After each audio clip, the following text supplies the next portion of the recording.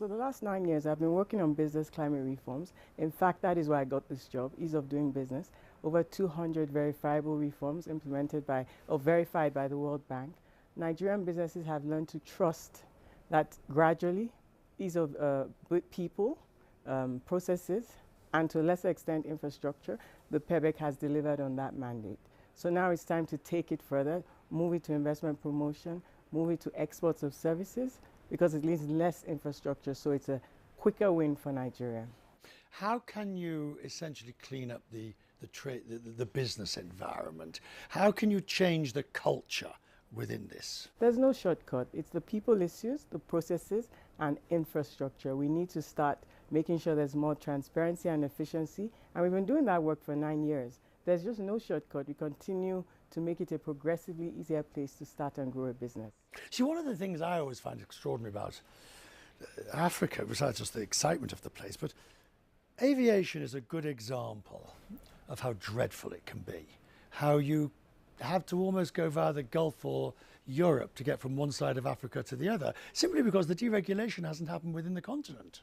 So, for instance, our Minister of Aviation has put in impressive reforms. So part of why you have that lack of connectivity is, for instance, Nigeria was a signatory to the Cape Town Convention, but we hadn't done the procedural rules at the Federal High Court. So that has been done last year. And so now more aviation sector is paying attention, investment, cheaper planes for lease, and those are the things that bring costs down. Those are the things that open up new routes and connectivity. So it's services, services, services. Nigeria's GDP mix is skewed towards services and growing.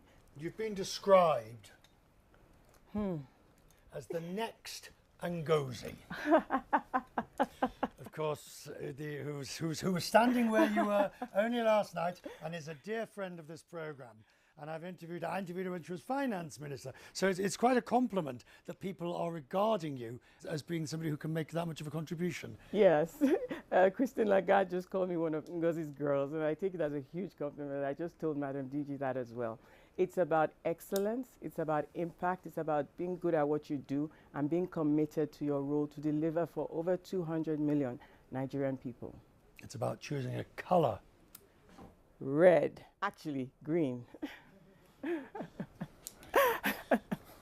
That was a quick change of mind. Yes. All right, the next 4 years in one word. You can jump on somebody else's, you can choose your own.